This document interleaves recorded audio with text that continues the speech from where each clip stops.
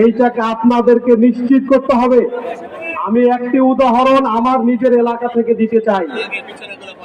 যখন 4ই আগস্ট ছাত্র জনতার উপরে আক্রমণ হলো, তখন আমার এলাকার একজন কাউন্সিলর, তিনি একটি মাইনরিটি গ্রুপের সদস্য, তিনি অস্ত্রে সজ্জিত হয়ে ছাত্র ছাত্রীদের উপরে আক্রমণ করেছিল।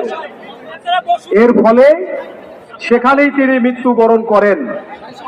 কিন্তু দুঃখের বিষয়, আমরা দেখতে পেলাম একজন স্বনামধন্য ব্যক্তি বাহির থেকে বলল এটি একটি সাম্প্রদায়িক হামলা।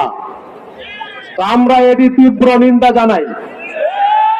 পাশাপাশি আমরা এটাও দেখতে পাচ্ছি, যখন মাশরাফি বিন মুর্তজার বাড়িতে হামলা হলো, পার্শ্ববর্তী একটি রাষ্ট্রের মিডিয়াতে